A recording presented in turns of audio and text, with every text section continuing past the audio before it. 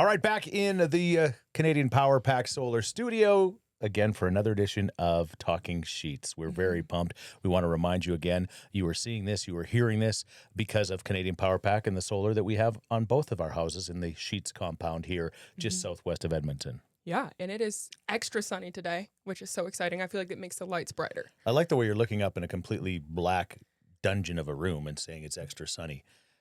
I just know it. I can feel it. Okay. I was outside for a brief time today. Canadian Power Pack. Again, the time has never been better. Better green energy, very, very affordable. There's incredible government incentives that make it even better. You can get like $40,000 interest-free from the government. Get some money back from the government, I say. And if you're going to get solar, there's no better place to get it than Canadian Power Pack. Canadian Power Pack. Type that in. Tell them Talking Scheetz sent you, and they'll give you the best deal ever. Right? There's no time like the summer. Apparently it's sunny out, according to Baillie. Well, we have got a very special guest standing by. I am so excited today. You are excited. Yeah, I'm a little nervous, but I'm excited. 2009 Baillie is pumped. Oh, I'm right back there right now. I can feel the American Apparel hoodie. It's like it's on me mentally. It'll all make sense. Even when we got nothing to talk about, there's nowhere I'd rather be. 'Cause there's something about you and me just sitting around talking Scheetz. Talking Scheetz, there is Dan Davidson. I don't know if this is the best way to start an interview by telling this guy that he was my first thought for a theme song for this podcast. This man that's in the studio with us. Huh. He was. And then I ran into Dan Davidson when I was doing a little bit of work on Sports 1440, and he's on CFCW, and I saw him and I said, hey, Dan, you want to do our song? And he said, okay. And I said, all right. Sorry, Patrick Kordyback, you're out.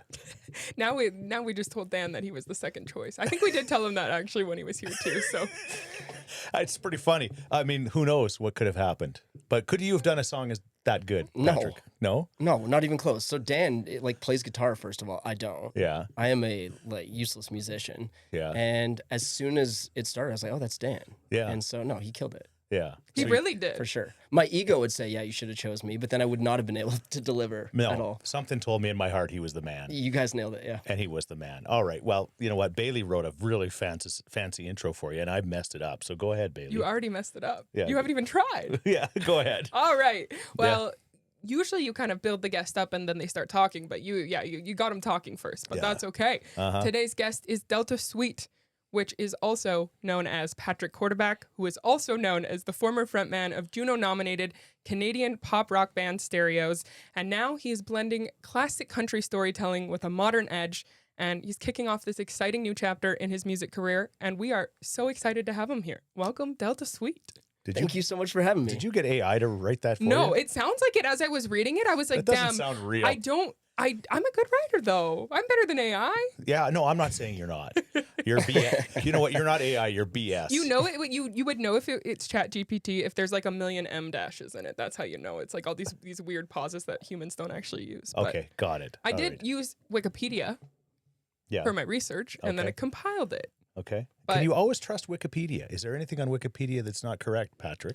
Yeah, so there was a time where we edited ourselves in Stereos to be the Ninja Turtles. So I can say, on one hand, it depends on the time of day because they quickly took it down. Like they're on top of the fact checking, I think. Yeah. Do Ninja Turtles have hands on one hand, or is that flippers? What do they have? No, they have hands, man. Yeah, but they're like they eat three, pizza. three fingers. 3 digits. Yeah. Yeah. So and then the only thing that was like I have to push back on a little bit is that the guys in Stereos would be very upset if I let you say former because technically we still play one show every 3 years. Okay. Which is They're Not former.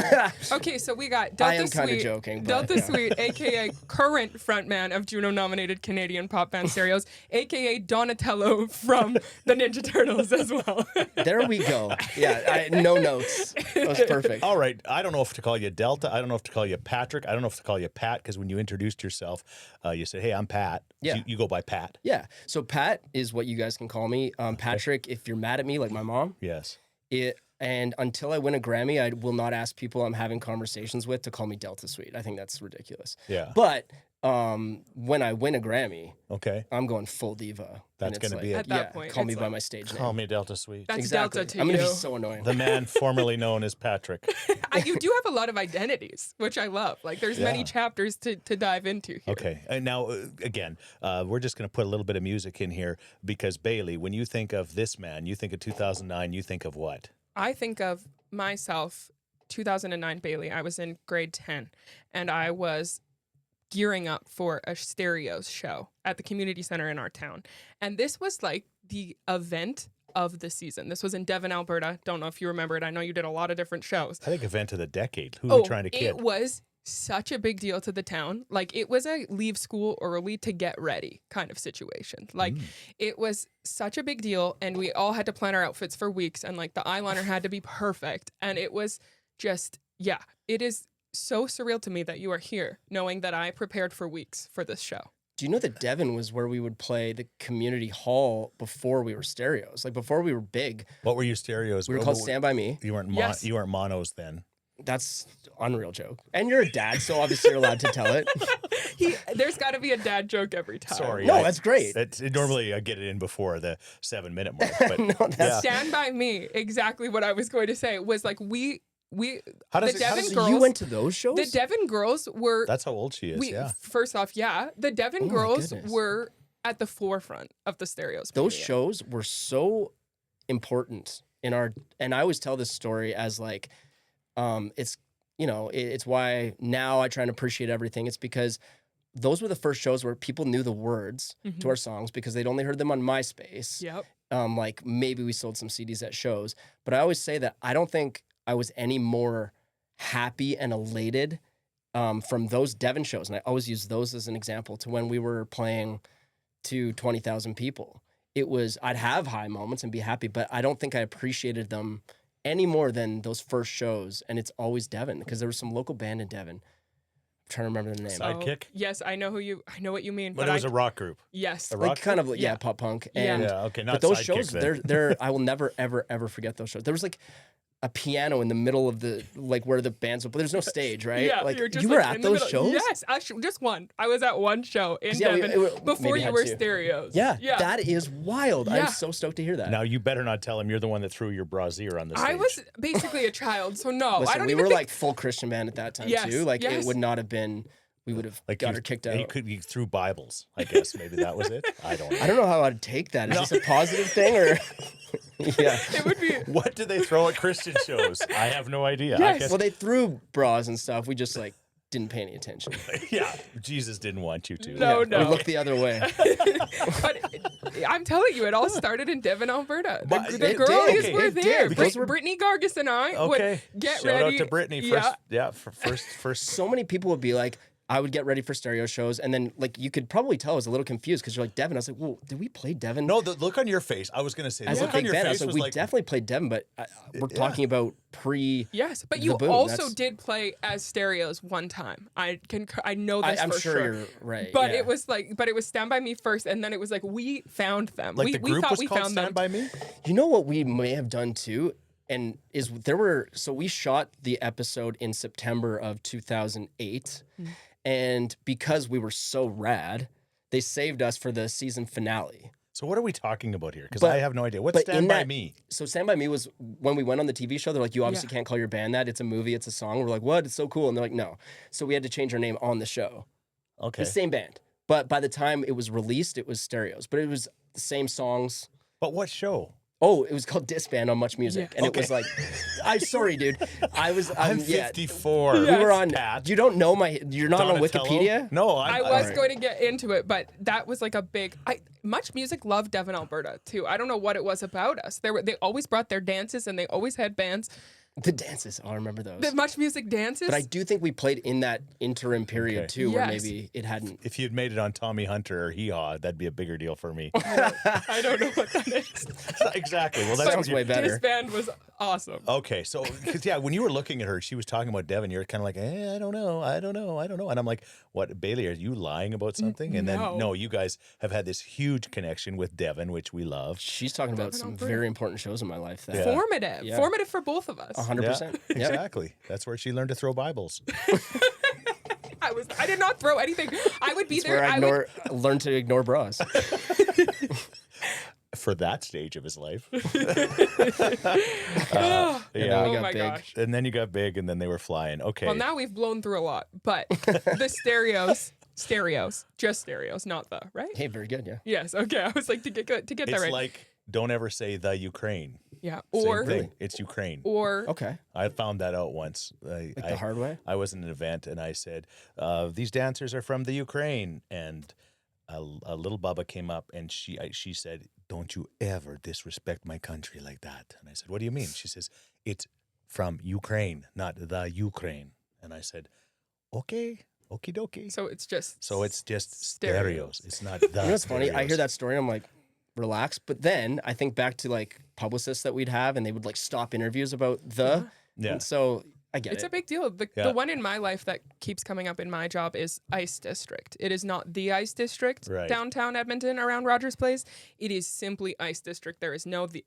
If there is a the, then we're in trouble. Okay, got it. And Yeah. yeah, by the way, that lady, that little Bubba at the Jasper Park Lodge was Ukraine's publicist, because she came and she shut me down real fast. Hey, fair enough. You know, I'll if never forget it. If it And matters to them, then it was very, very let's fair. get off my back. Yeah. Shout out to Ukraine. Shout out to Stereos. Yeah. Shout out to Ice District. No does. It's not the talking sheets. It's just talking sheets. That's true. It's not the talking sheets. Prepositions matter. And she says, you would never say the Canada. I said, okay. Anyway, I'm just having flashbacks. She tore a strip off you, huh? Yeah. You really. She tore a chunk off of me that day. Okay, So, so stereos. Yeah. When you look back on that journey, we kind of touched on it, but how did that come to be? How did you get on the show, and then the popularity after that? What was sort of the origin story? Yeah. Oh my goodness, it's hard to even remember. So it was essentially, we were an Edmonton-based band, but we completely flipped how we'd done everything up until that point on its head. So instead of writing songs as a band jamming in a room, I wrote all the songs on my computer, even though I could play no instruments, which to this day is how I write songs. And then the band would kind of take them, bring them to life, but we also wouldn't play shows. We would practice 5 days a week in the basement of our house, band house on White Avenue. And it has now been torn down. Like, it is an empty lot. It was so gross. right. And we lost so many members during that period, like 2 years. They're all still alive. Yeah. Okay. All alive. Just- Got it. Losers. Okay. Just kidding. I'm sure they're all great. Actually, one of them's like my best friend. But they did. Why are we rehearsing 5 days a week? You don't have to do that. They wanted to have girlfriends and social lives. I totally get it. But we're like, no, we need to be ready for any opportunity. Right. So then, we'd get some local opening spots for bigger bands that would come through at the Starlight Room, and then we booked some small tours. And I'm only saying this is because, one of the cliches you hear is, timing and preparation. When it collides, that's opportunity, right? And so for us, we literally had someone find us on MySpace out in Ontario who was working with Greg Norrie from Trouble Charger, who discovered Sum 41. And he was like, we just found your songs online. We'd love to work with you guys. And at that point, we're like, well, how do we get out to Toronto? And how do we, get the money to pay this guy to produce us, essentially? And so it was just months of sending demos and back and forth. And then one day, I remember it very well, we were all out playing flag football, and I missed a call from him. And I listened to the voicemail after, and he said, I have a way for us to work together. There's a Much Music reality show trying to find unsigned bands. And obviously, this will be it. Can you guys get out here? And it almost didn't happen because Much Music had no budget for this, obviously. And they were like, how are we going to have a band from Alberta do this? And I was like, perfect. Dude, we have been sleeping in Walmart parking lots for 5 years going back to other bands now. We will get out there. Don't worry about putting us up. We will be there. Right. And essentially that's how it happened. We got on the show, and I alluded to it earlier. We were one of the first bands, but I do think that we were so dialed in from all the rehearsals and all that we stood out, and a bidding war with these major labels started happening. And so they decided to save us for the finale. Like, a lot of people thought we won the show. We didn't win the show. We were just one of multiple bands who got a thumbs up. So the premise is you get a thumbs up, you're good, you have what it takes, or disband, which is so brutal. But because they saved us for the end and we got signed on the show, which was also so fake, we were able to put that 5+ years of terrible looking, our parents wondering what we're doing with our lives, into an overnight success where literally we were recognized at Walmart the next day from people seeing us on TV. So yeah, you're convinced you would have never gotten there if you wouldn't have done that hard work before, No right? question. You No would question. you would have been just a bunch of good-looking emo punk guys. Well, yeah, I mean, Very good-looking. exactly. Talk to 2009 Bailey. That is the standard. Well, I tell the story. The first show we ever played as a band was actually on a tour. So we never played anything local in Edmonton. And I don't even think we would never have known the word marketing at that point. But there was buzz where it's like, well, these guys, we see them, they have MySpace, they have songs online, but they've never played a show. Like, when are you guys going to play a show? And there's sort of this like buzz about like, when are they going to play? And then we went and played in BC with a band called Glory Nights that we all loved. And anyways, on the way to the venue, the first show in Kelowna, and still when I drive into Kelowna from Alberta, you drive past the same gas station. We went into this gas station and unplugged their ice machine outside so we could plug in a hair straightener. This is no joke. So that when we wanted to show up to the venue, get out of the van and have people be like, yo, like, who are these guys? They look great. Like when the Beatles came to America. That was the they goal. got off that airplane, the same kind of With look. their hair straightener. They did straighten their hair in some way. The Or just Beatles. use, like, The Beatles, irons. Yeah. The Beatles definitely had straight hair. Yeah. For So sure. it was, we wanted to look good to almost convince them before we played that we were sick. I don't know Okay, if so it worked. So you finally get to play a show. Most artists that I've talked to over all of my years never forget the first time they heard their song on the radio, and that establishes we made it. I remember Dean Brody, name dropper here, but Dean Brody, I interviewed him before his music had gotten released and played his song, and I think it might have been Brothers, if I'm not mistaken, played it on air for the first time. And he got back to me and he says, you know what, my in-laws and family just heard that song on the radio. They're now convinced this is all worth it. Like that one play on the radio. Yeah. Same kind of thing for you? 100%. So it is, to this day, I think it's one of the things that, like, you'll get complimented on things that maybe don't mean what they used to in terms of like actual success, especially financially and things like that, right? But the one thing that if you tell someone, like, you sign a record deal, could be the worst thing you ever do in your life. But if you say it normally is. If you tell people I signed a record deal, they're like, you've made it, or if you hear your song on the radio. Those are the two things. And I have an amazing, actually, like, it's not amazing, but the first time I heard our song on the radio, everyone else in the band had already heard it at that point, and like we got kind of like blasted. We had very good radio success with it, especially that first song. Yeah, they heard it on the radio one hour, and then the next hour, and then the next hour. And it was starting to annoy people, yeah. But I hadn't heard it yet, and I remember we had, I was kind of seeing this girl that I'd met on for the shoot of our first music video, and her parents were very like strict Croatian, and she wasn't allowed to date guys who weren't Croatian. Right. But we were driving her home, and we had to drop her off like 2 blocks away from where she lived so that they didn't see who dropped her off. And as we were pulling over to the side of the road, our song came on, and it was. We're trying to like keep a low profile. It was in Edmonton? No, sorry. We had already moved out to Toronto. Okay. And it was out there, and because I was gonna say if it was in Edmonton, it was on Power 92. But if it was here, or the Bounce, or the Bounce, they gave us a lot of love for sure. Yeah. It was, and then I didn't struggle to hear our songs on the radio from that point forward for like 2 years. Wow. You know that Summer Girl was a smash because my dad has heard it before. Yeah, I'm familiar with it. It's a non-country song that he knows. I'm one of the 10 billion views on YouTube. He likes it. Sometimes he'll give a doo-wop. Do-wop. He likes it. It's a crazy song, man. Yeah, it's How do you feel about it now? I love it. I love it. still That love song it, changed yeah. my life, and it's a song I wrote, on a day off from working at Zara at West Edmonton Mall in my dad's basement by myself. I wrote the whole song by myself, and then it changed my life. So I'm super proud of that song. Obviously, there's, saying shorty now as like a white guy, I kind of cringe at some of the things about it, but at the same time, I love that song. Like, it was so, and I do think it's a good song. Like, I trust me, I know the songs I put out that are not good, and there's plenty, but that's not one of them. I think it's a good song. It's unique. Okay, got it. You talk about writing. I just want to go back to you saying that you writing and you write with a computer. You don't write as an artist. How did you never pick up an instrument and start to play it? I can even play Country Roads, for heaven's sake. Yeah. How is that even possible, being in the business you're in, that you didn't accidentally just learn how to play the harmonica? You know why? Because I started out in punk rock. And the reason I started out in punk rock is because I was obsessed with this band called AFI. Yeah. And I'd never seen them before, or like, and at that time it was the year 2000. Yeah. And so I didn't even know what they looked like because the internet wasn't what it is now. Yeah. And I just knew that I loved their songs. And I went to see them, and they played in the middle of June.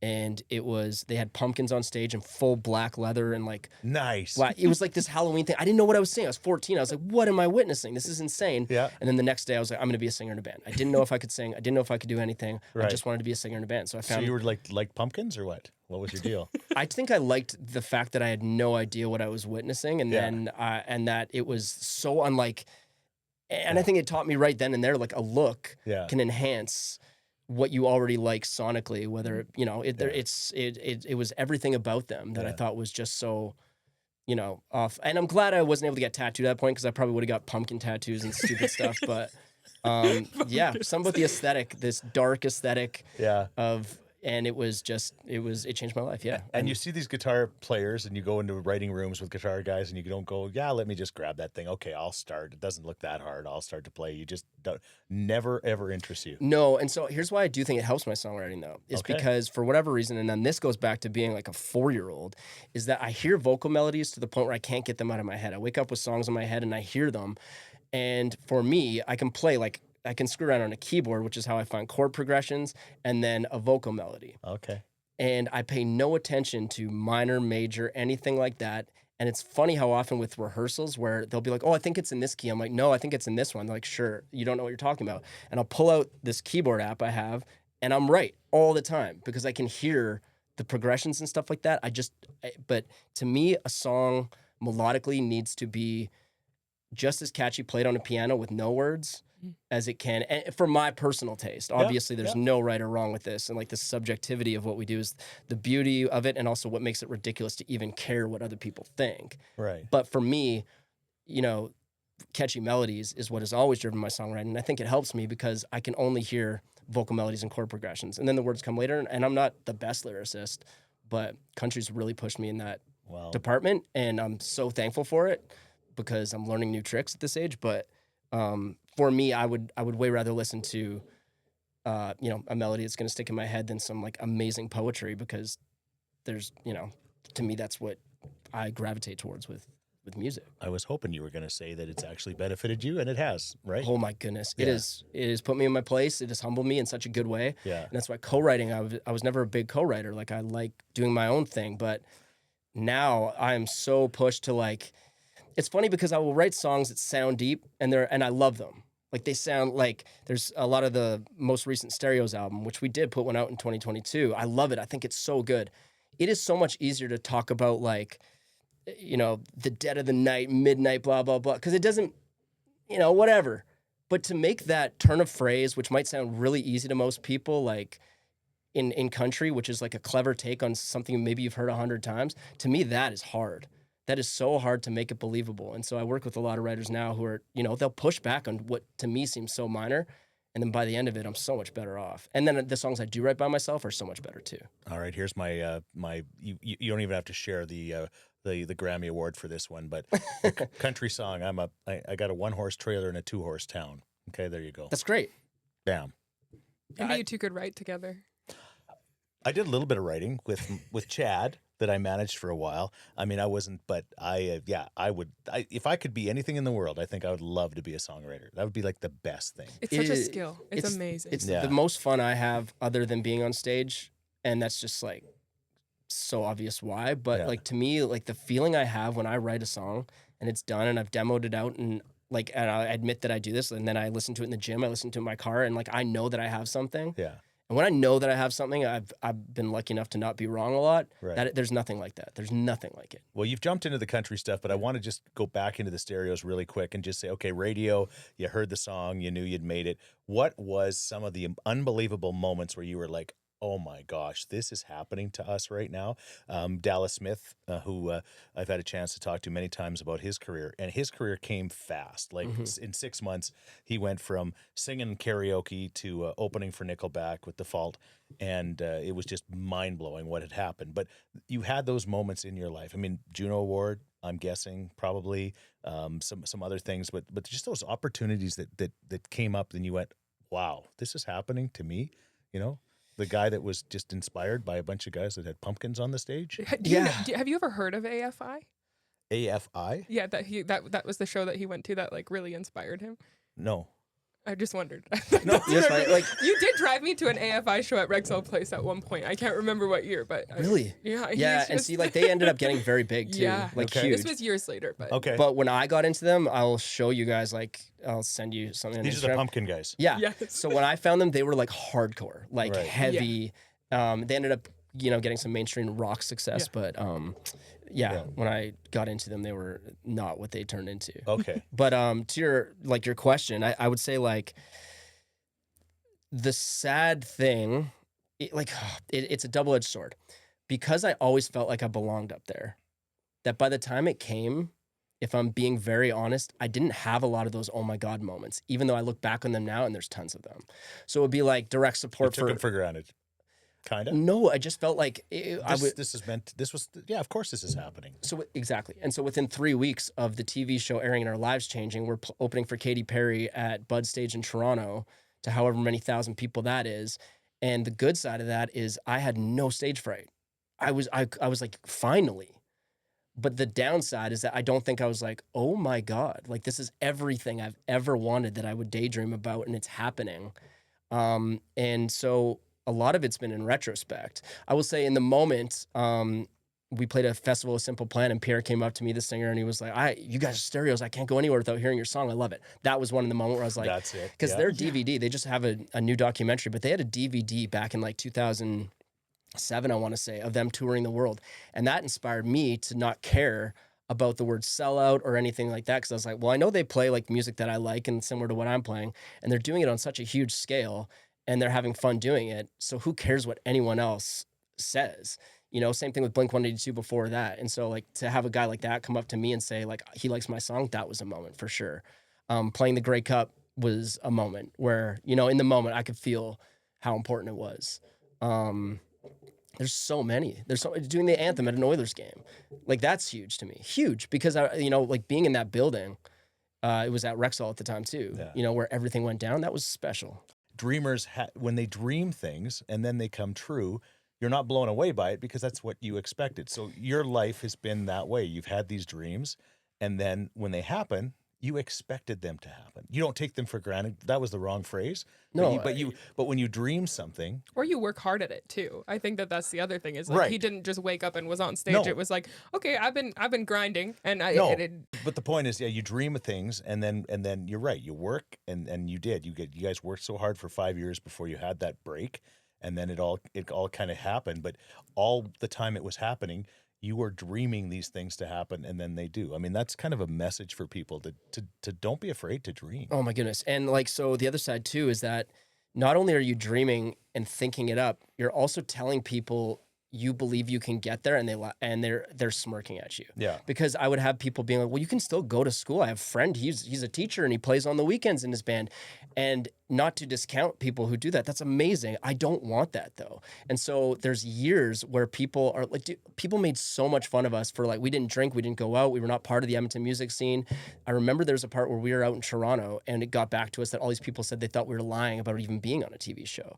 And so you have that such like almost delusional belief in yourself that when it plays out, you also feel like validated that you were right all along, which is a good thing because then you can use that to push forward. But it can be a bad thing too, because it feeds into the ego, which is right. the negative side of right. the immense belief in yourself you need to have oh my God, it's so hard. It is so hard. My favorite part is that Ego had a sound effect. Oh yeah, he was like hammering home the point. I loved it. It's like manifestation, but on like a crazy level where you're like manifesting the life that you want, and then it's happening because you're working hard. Yeah. I think it's really amazing. Even when it seems like it's not going to happen. You got, I don't know. I think it's important. Like, I mean, that's what we like to tell life stories and maybe learn some things, and from your story we can learn some things and we can take some things, right? So That's awesome. Now, you wanted to talk about the transition. Is that the time to do this now? Well, yeah. I mean, I also think that it was cool. I think that it was cool even from as a fan to, again, you were playing these small shows in Devon and being a young girl from a small community. We didn't get, again, a lot of shows or a lot of cool things. It'd be like, oh, everyone's going to Vancouver and Toronto and Montreal or whatever. And so it was very cool to see a band that played in front of us, again, as like young kids in town, and then was on TV and on the radio. Like that in itself, I think was inspirational for a lot of people around Edmonton, knowing your story and knowing that you made it and had all this success. I think it was inspirational. Like it was just a great story. You talked a little bit about social media. There was a bit at that point, but how much would have today's social media made a difference in your life for better or worse? Oh man, I don't think it's. Oh, I'm so thankful that I spent most of my life without it, because I think that I have a pretty good grasp on, I'm very self-aware. I like to be self-deprecating, make fun of. I don't take myself too seriously, and so I think I do a good job at not letting the social media side of things influence how I feel about either what I'm putting out there or myself in general. And I don't know if I would have been that equipped because, we talked about Stereo starting out as like a Christian band. We were. And then as soon as we got successful, every single thing that we used as, discipline to get to that point was out the window. Like when you're thrown into the music industry, and not only in the music industry, but as people who we were like very hot in the industry, we're a priority to everyone, and everyone telling you what you want to hear. It absolutely changed me 100%. And so to add social media on that, it would not have been good. I don't think. I think it's good that we had, Twitter was kind of starting out then. But Nexopia, you triple platinum on Nexopia. Yeah, Nexopia, that was a big one too. Or there's Indecline before that. It's probably before your time. Yeah, but like those, message boards are one thing, but like the way you have to be as active on social media, and like I tried now, and I don't always love it, but Delta Sweet is a great follow if you're listening to this. Your Instagram stories make me laugh out loud, and there's not a lot. Like you're very funny. Thank you. I appreciate Instagram that. stories. I do appreciate that. And what's funny is I hear that as much, if not more, than people saying they like my songs, and I'll take it. Hey, but you know what I like about it is it's me. It's just me, and so like the jokes are me. I'm not faking anything. I'm not trying to like pretend to be anything I'm not really. In fact, I make fun of the things that I'm not, I think, more often than not. And it's comfortable. I don't stress about keeping up an image ever because I kind of just run my own show. You got to have an image to be stressed about an image, right? Yeah, I guess so. That's exactly it. Yeah, you nailed it. You come for the memes and stay for the music. Like, why not? Whatever gets butts and seats, that's at the end of the day, that's how I make a living, is if people like what I do and whatever that looks like, I'm thankful for it. Right. So we've been dancing around your transition into country music. How did that come about? I mean, you said that you got back together with the Stereos for a while, did a little bit of a reunion, the album in 2022, and then after that, were you just sitting like? How has country music always been a part of your life, or did it? And it's been a part of my life as an Alberta boy. For better or for worse, but I'm very honest about the fact that I rebelled against that as a kid. It was not my favorite. It's what a lot of my parents and their friends listened to, and it wasn't my thing. The first music I was ever passionate about was punk rock, 100%.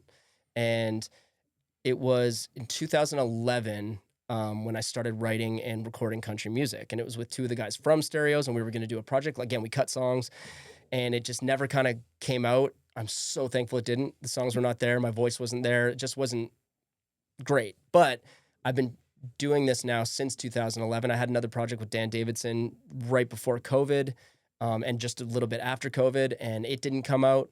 And so I've been really trying to put out country music since around 2011 because it is my favorite genre. The analogy I use is it's like tequila.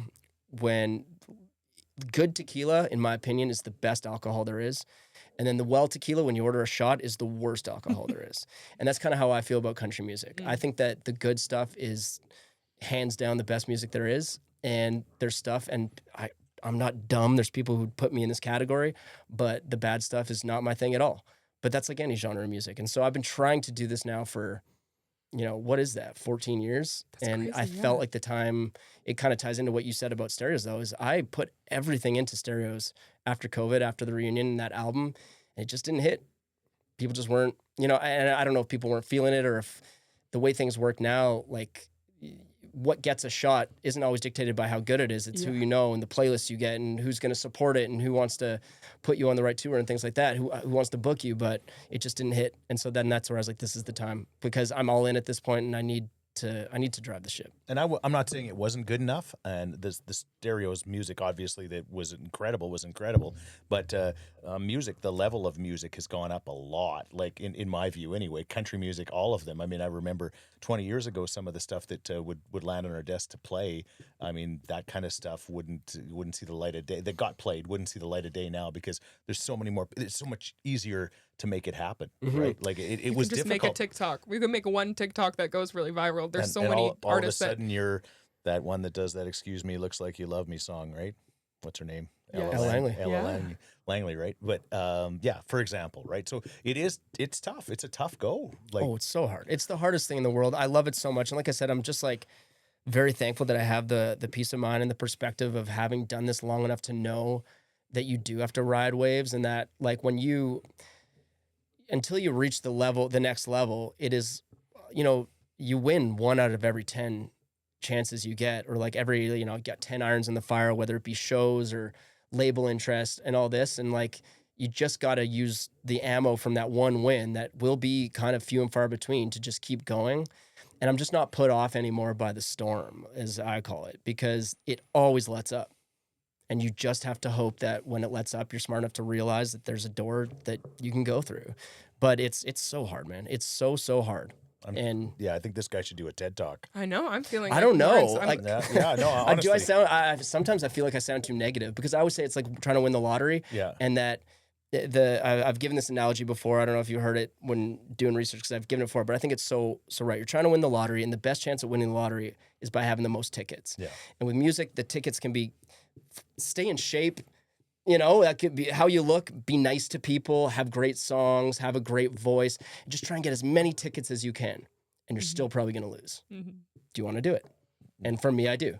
And that's, I don't mean to sound negative, but you got to go in just for the love of the game. It was the same when people would ask about getting into radio. Probably. Same thing.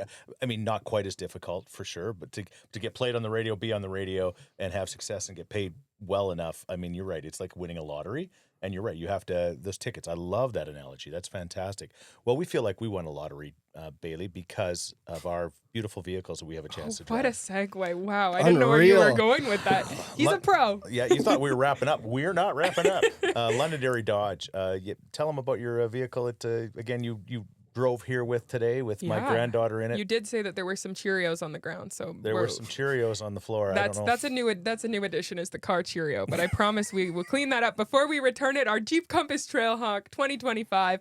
It is a perfect family vehicle. Honestly, it's perfect for anyone. It doesn't even need to. I always say it's a family vehicle because I just had a kid. Yeah, I don't see it just as a family vehicle. It's a pretty cool vehicle. It's a cool vehicle. Yeah, you saw it when you were walked up here, didn't you? Oh yeah, but that's another story. He went parked to the wrong place. But whatever, Imagine I got shot. Huh? Imagine I got shot by a monk. Well, actually, yeah. When I was leaving, I was like, there's a few signs here. This wasn't the spot. We didn't tell you it's the Talking Scheetz monastery. I think I would have been great if you would have just walked in and Bandy would open up the door. And although they're getting busy, shout out to them because they're going to be at the Heritage Festival. Bandy shout and out his to them. crew. But by the time this runs, the Heritage Festival will be over. But yeah, Bandy and the crew, they've invited us to come check out their food. So delicious. So by the time you hear this, we will have checked out the food and we'll have loved it. We've been over there for food. And you will have driven to Heritage Fest in your Jeep Wrangler from Londonderry Dodge. Shout out to them. What a great vehicle that is. I just love this thing so much. Earlier in the week, I think that your vehicle is a Delta Suite song as a vehicle. Yeah. Like I feel like it was meant to be listened to with the top down on your Jeep Wrangler, don't you think? I feel like it absolutely in the summertime that. It feels right. I don't get a lot of the new Delta Suite music, but I hear it because it gets sent to my son and he plays it over and over and over. Yeah, and the fact that he's not here. Yeah, is too bad because such a beauty. He is that guy rips. He is a Delta Suite. He is a Delta Suite fanboy. Yeah. Like truly. Like maybe it'd be too much for him to be here. Yeah, but he is an OG for sure of Delta Suite. Yeah. Londonderry Dodge. Yes, that's back what I'm to trying to that. say. If you go there, you can get an oil change. Raylene and the folks there will give you $10 off an oil change if you say Talking Scheetz sent you. If you say Talking Scheetz sent you, they'll give you the best deal on a Trailhawk, on a Wrangler, on a Ram, and everything in between at Londonderry Dodge. Okay, where were we? Country music. Yes. You said that good country music is like great tequila and bad country music is like bad tequila. Who are some artists that you really look up to or that you consider the top tier tequila of country music? Dwight Yoakam's the number one. Oh my gosh. And I think it's because of his songs for sure. But again, like this is a theme with me and the artists I gravitate towards, it's aesthetics as well. Mm-hmm. The His way tight pants. His tight pants, 100%, and his dance though, like Yes. so I remember that it was like the Streets of Bakerfield video and like the way he's doing the dance, but he's also laughing at himself because I thought he was there's like the Honky Tonk Man video, I don't know if you've seen it, but he's kind of like serious in this like rough bar, and then he's doing the Streets of Bakersfield video, doing these dances and laughing. And just right away, I was like, this guy is cooler than all the rest. Then I watched all 9 hours of the Ken Burns documentary on country music. Yeah. And they get to his part, and it turns out, and I didn't know this, I already love the guy. He played with punk bands in LA because the Bakersfield crowd thought he wasn't country enough. And so Which is bizarre. But it is so awesome because of how often you will hear people say, Yeah. is it real country? Is it this country? Are you country? Is it that? Where are you from? Do you live on a farm? Do you do this? It's like, yeah. if we want to look at some of the most influential country artists who were at the time told they weren't country enough, it's a great lesson in just liking what you like and then don't like what you don't like. I'm not expecting everyone to like. And so I'm getting a little off topic. Dwight Yoakam's the number one for sure. Dwight Yoakam. It's funny because the way you're wearing your hat down a little low, we can kind of barely see your eyes, I think, on the YouTube. Probably. So you got that bit of a Dwight Yoakam look to you right now. See, that's not even on purpose because my eyes are so blue. I don't want people to get scared. Yeah. They're so blue. Yeah. A couple of Dwight Yoakam memories for me. The only time I've ever gotten front row at a show, Jubilee Auditorium, was for Dwight Yoakam.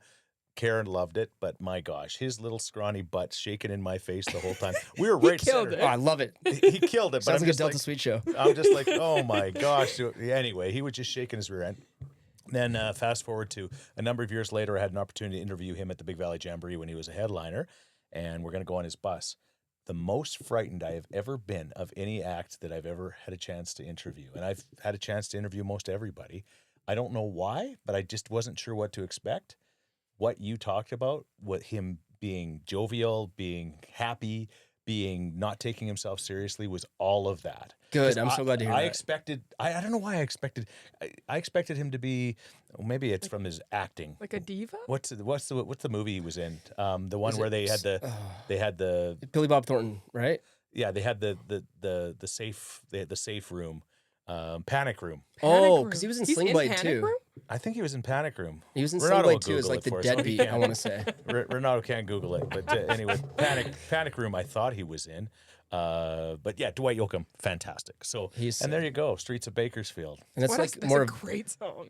he's like, and he's just so cool. And I'm glad to hear he's cool too, because sometimes you hear stories about artists and it's like, He was. It bums me out. He was absolutely cool. Okay, who else? So, I mean, like more contemporary, so this is a bit that I have you talk about like online is like I compare Florida Georgia Line to the Beatles, which is I'm not serious about that, obviously. They were one of the groups though that absolutely showed me like how my songwriting style could translate into country. Right. With, whether it be hook driven and things like that. I love Florida Georgia Line. Me too. Yeah. You know We- what? Really? Okay. We Because love I Florida kind of Georgia brace Line for in this people. house. No. No, I'm a Florida Georgia Line.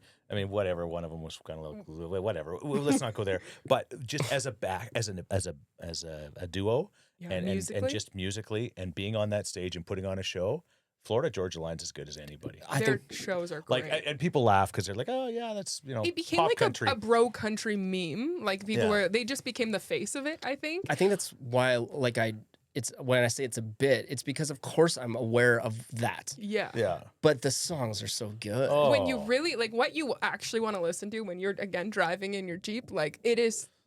Yeah. Their songs are What's my so song? I'm thinking of the one where Well, you love dirt. Dirt. You love Dirt dirt. rules. There's one called Down Round Here. Yeah. I'm Round such Here. a big fan. I don't Round even know Here. the name. But My favorite it's song, Jack and bangs. Matt, that I worked with on Kissin' Country for years would know. My favorite song was It Goes. ain't something goes. Anything goes. Yeah. Anyway, and there was one part in that song just goes, and I would just crank the station full blast, like literally try to blow the speakers. She's just like, and it was just yeah. The production is so, and it's funny because that production, and so for me, Stereos is a very in the box band, and what I mean by that is that it's a lot of computers and stuff, right? And so synths and that's the sound and like sampled beats. So getting into country, one of the most amazing things that it's a high for me is the musicians I work with who bring my demos to life now. Yeah. And so my production is always very big band sound when that's not necessarily the sound right now. Like Morgan Wallen's a lot of like small trap beat stuff, and I think it's terrific. Yeah. But for me, I'm almost like my producer. He's amazing and he lets me do what I want, but which makes him amazing. The best, yeah.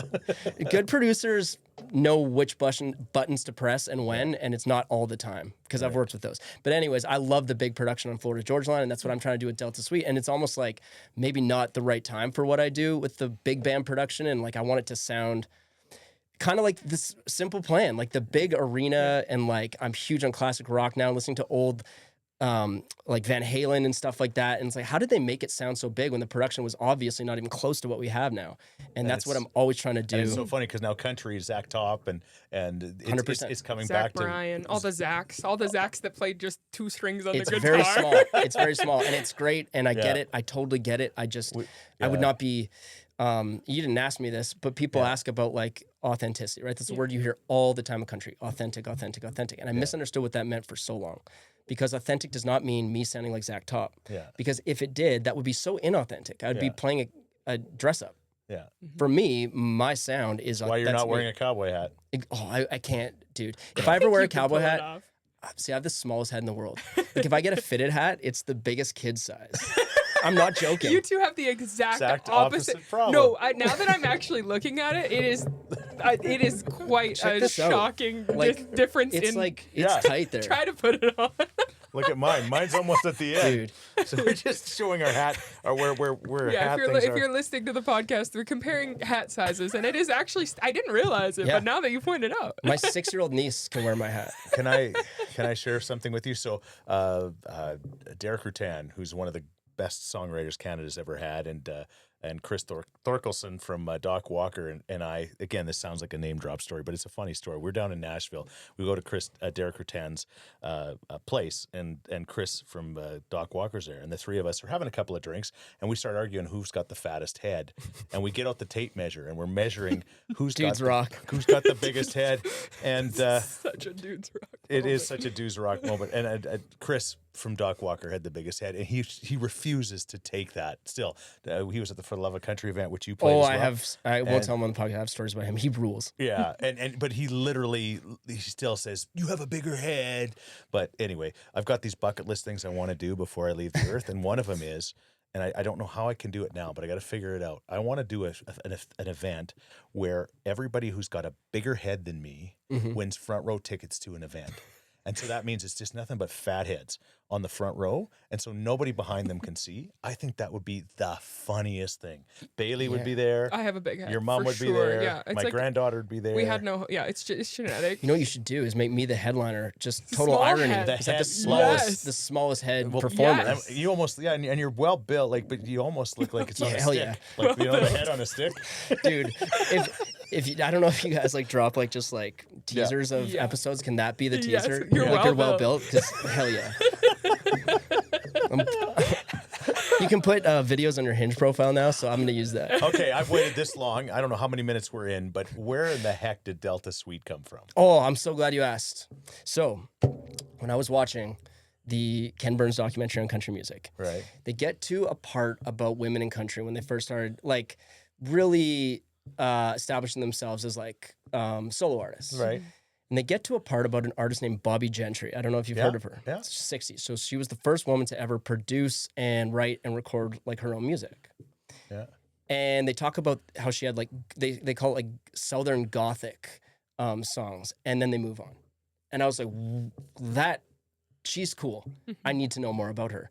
So then this is going to bring everything we've talked about full circle. Yeah. They moved on from her really quick, but then I pull up Wikipedia. I'm like, I need to know more about Bobby Gentry. And it turns out like after she saw success, she went AWOL. No one could find her. And like, again, this is like the 70s at this point. So she got as big as she could and then disappeared off the face of the earth. And later it turns out she ended up being like an owner in the Phoenix Suns, which is my basketball team, already was. And I was like, weird. And she had an album. It was her follow-up to her big one. And it was called The Delta Suite with an E, which basically means Southern Belle. Yeah. And I was going to call my project Mississippi Suite after a song about New Orleans because it's my favorite city. But I wanted the word sweet. That's it. I wanted the word sweet. And I was like, Delta Suite. And so I started Googling. And every guy who's ever started a band or started a project knows that when you Google something and it doesn't exist, That's huge. it's the best moment of your life. Yeah. And Delta Suite was not taken. And I, that week, was getting advice on if I should just call it my name. And I saw an ad for a venue in Alberta that does a lot of country shows. And I remember looking at all the upcoming shows they did a post about for the next month, and every single one was first name, last name, first name, last name, first name, last name. And so the way most people work would be like, hey, I got to go first name, last name. Yeah, obviously. I'm the opposite. Yeah, exactly. I was like, I need a name for this. I'm going to project. And it was, it was based on this Bobby Gentry like album, and it wasn't taken. And it's kind of a derivative of that. So shout out Bobby Gentry. Is Bobby did she do the original Fancy or no? So listen, I'm not like super well. I know it was Ode to Bobby Joe or Ode to Billy Joe was her big maybe song. that's what I'm thinking of. I don't And think it was, Fancy. I don't think it was Fancy. About a woman who like yeah. kills her husband or something. But Yeah. like the Yeah, original yeah. Carrie Underwood. Yeah. And not that many people know about her, which I think is Yeah. probably too bad. But I think I just loved her story. And it was, I don't know, it's one of those things where I gravitated towards her story to begin with, and I didn't know why. Right. And then, it gave me the name, and I think it sounds badass. And So, now we know why. yeah. That is so cool. Panic Room, Dwight Yoakam. No? Well, hang on. Go ahead, Renato. He hasn't been on this show yet. Yes. I'm not getting any internet reception. What? Go ahead. We've got no internet, so I can't find out. Okay. Canadian Power Pack gives us solar, but I don't know what's been going on with old Eli and the Elon and the Starlink here on the farm. I think he's got bigger fish to fry He's got than way bigger our fish to fry internet. because is it hasn't been working the best lately. So okay, there you go. Do you want me to look it up? Yeah. Yeah. So we're Dwight Yoakam acting. Let's see. He's doing his own fact check here. I like it. Yeah, you know what? We could this guy. Well, I said Sling Blade, which I think. Sling Blade is right Okay, for sure. Also, more fact checking here. Bobby Gentry did originally do Fancy. She did. There you go. So, and I'm also looking at her. She is slaying. Yeah. She's very cool. Oh, dude. I total feel bid. like I'm gonna get very into Bobby Gentry. Okay. Yeah. Oh, she's awesome. And like the songs, I tried to like listen to the album front to back, and I won't lie, it's like not all my thing, but it's so cool Yeah. Right. and different. And Right. again, it's more her story, and hopefully I don't get sued. No. She's 83 years old right now. I wonder if she has ever heard a Delta Suite song. Yeah, maybe we can make that. That would be happen. sick if she liked it. I think she would. Yeah. If she wrote the original Fancy, like that's a mind. That is a flippin' song. That's Panic such a Room. good song. Yeah, we're both right. First Oh. movie was Sling Blade, and then he's actually like in 4 or 5. Yeah. And he Coolest plays kind of an evil guy in these things quite often. So Yeah, he was like a deadbeat in Yeah. Sling Blade as well. Yeah. He wasn't in what was Reba's show? No, he wasn't in that one with the worms. Come on, you guys. I thought like the Reba McEntire show. What do Yeah, you mean? She was in a movie Oh. with the giant worms that came out of the ground. Oh, I don't think I know. Tremors? Tremors. She was in that? Yes. I didn't know that. This. Shout out Reba. Shout out Reba. Shout You out guys should have a everybody. separate movie podcast where Yeah. you don't know anything. Yeah, we literally never do. But I And pull our this- references never cross over. But I typically pull his stuff out of the air, like Bobby Yeah. Gentry, and it's just yeah. Somehow, you know what? 54 years old, you know, again, you throw enough stuff out, sooner or later you're going to be right. yeah. You know what though? I remember on our first few tours in Stereos, it still was the very start of smartphones, but not quite. And there's one guy in the band, I won't say his name, but if he watches this, he'll know it's him. Okay. For years before that, he would always throw stuff out there and just be like, we'd never fact check, but I think that's wrong. Yeah. The worst thing that ever happened to him was exactly what we just did, because he was always lying. He just made And it it'd be up. like, yeah, that guy was in that band. And I was like, no, he wasn't. But I couldn't check. At the time, he just might have been He right. got away with so much. Yeah, And it his life changed when the iPhone came out. all downhill from there. All right. 5 years from now, you've made it to exactly where you dreamt of, and you're not even that surprised because you dreamt of being there. Mm-hmm. Where is that exact moment? Where are you going to be? Okay, so it's gonna everything I'm gonna describe has nothing to do with, it's not a certain stage. It's not like sales. I have finally, all my bills are taken care of, and I keep the lights on, and I feed the people closest to me from music. It's the only way I can answer that. And because I've been taught so many times that I can't write my script, and if I try to, it's probably going to be very difficult. And so I want to be headlining every stage. I think I could now in terms of like, I think I'm good enough, but I know I'm new, that I got to work my way towards that. And I also know that it might not look that way at all. It might be just songwriting. It might be, publishing and all these things. But if it turns out the way I think it's going to, I'm just going to be able to keep the lights on and feed everyone close to me from music. Okay. You talked about this off the podcast prior to us starting, which Dad hates when I ask questions before, but your family, you live with your sister. I do, yeah. Has your family always been, your mom also has a connection in this room. No way. As well. If I'm not mistaken, Go. we are. He doesn't want to turn my mic on. No, I don't blame him. Now, your mom was a teacher, correct? Oh, yeah. Right, so I think she did teach me at Neil M. Ross. Neil M. back in Ross. the- Yeah. I'm You're sorry. also a St. Albert boy. Yeah. Exactly. Shouts out. My man. Hey, So and you also said that she was a hot teacher. I don't recall saying I think that. he's making a funny joke. hey, man, I mean, like that's, you're into what you're into. I'm not going to shame anyone. But She was clearly an adult by the time that she would have taught you, so there's nothing problematic here other than like, that's wild. But you know what's funny though is my mom and I are as close as we have ever been right now, and I love it. I love it. I will say this. So, by the way, the family business is teacher. My dad was a teacher. My mom was a teacher. My sister is currently a teacher. I did 2 years towards being a teacher, and so I have massive respect for teachers. But I do remember that as I started getting to the same age as kids they taught, whether it be through like playing hockey with people, when my dad taught people, they were stoked that my dad taught them. And when my mom taught them, they were often very mean to me. And so, again, I love her to death, but it's honestly the same way. Like, I don't ask my dad if I could have a sleepover or something. I would never ask my mom. I love her to death, but she's strict. So I'm putting that out there that if you had a rough go, you weren't the only one, but she is the sweetest lady in the world. My grandma was a teacher, and it was the same kind of thing where I'd say, Wanda, that's my grandma. Ooh, that's all they'd say. And you know what? I just realized this too. There's one person on this earth that will listen. It doesn't matter if it's like a kid in his basement in Thunder Bay. Yeah. She will listen to every podcast I do. Aww. So she's going to hear this and hear that you thought she was hot and probably be stoked on this. And I will say, Mom, I think that anybody who didn't like you as a teacher was wrong. You're probably terrific. Yeah. I love you very much. Shout out to Mrs. Sweet. Yeah. I think that you were probably a pretty good kid, though, in her class, right? Oh. I was a good kid, and I do remember that she was a little strict, but that's what I liked about her. Yeah. You like structure. You like structure. I do. Yeah. I get that. I'm the same way now. And like that, when I had like coaches in hockey, I always liked when they were really hard on me. I don't know why. I respect them. That's weird. So, your family. So you came from a long line of teachers. Yeah. How did it go when you were like, you went to the AFI show, you came home and you said, here's the thing, I'm going to be in a punk rock band and that's my job. They got me a amp, which was probably like a bass amp, and a microphone, which was like not dissimilar to the one Bob Barker used, but it was like, it had a stem, but it was like a flat, ugliest thing you've ever seen. And so this is my way of answering that. They have never not been all in supportive, which is like, I will make like TikToks about, when your son's 40 and still trying to pursue music, but it's actually not my reality. I'll be honest, is that they have never, maybe they talk trash, when I'm not around and being like, what's he doing? Like he's trying to do this again. Yeah. But no, I've never felt anything other than support. They gave me my college fund when I moved to Toronto with the band because they're like, well, this is you going to school. And, they're at every show they can be. Sometimes I don't tell them about shows. I'm like, oh, this one's probably going to be lame. I don't know if they want to like show up, but no, they're the best.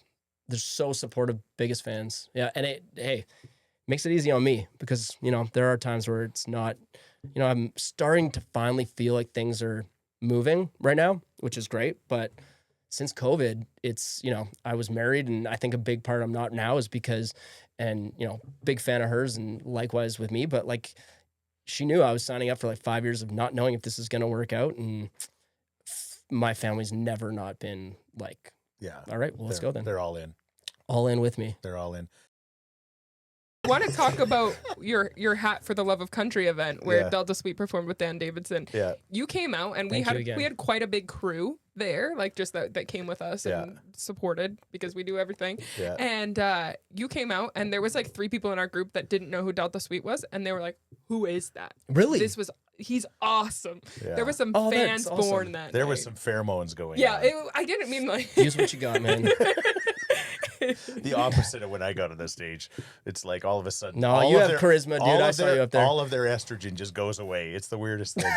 the people were It's in like a shock medical at the issue. head size discrepancy that Yeah. just happened. They're like, That's why they're asking, who's that guy? I can't see his head. They're like, I no longer know what a normal head looks like. I am the sun and you are the moon. That's the way she goes. This has been so good. Where can they find you? Yes. All over social media. Being funny. All Bailey my says. He handles is so are funny. the Delta Suite on everything: TikTok, Instagram, Delta Suite on Spotify and Apple Music and Amazon. Uh-huh. All the good ones. But yeah, Okay. check it out, and I hope you like it. If you don't, you're wrong. And that's it. That's the best way of putting it. A funny follow on social media. I don't often say that about men, so that's a compliment. Yeah, I don't. You're I probably think right. it's probably one of my assets. Is that I'm Yeah. All right. Well, you're going upstairs for chicken wings now. Is that okay? sure. All right. That's how we find out he's vegan. I was for 4 years. Turn it back on. Let's move this. Talk about that. Let's move on. Even when we got nothing to talk about, there's nowhere I'd rather be. 'Cause there's something about you and me just sitting around talking sheets.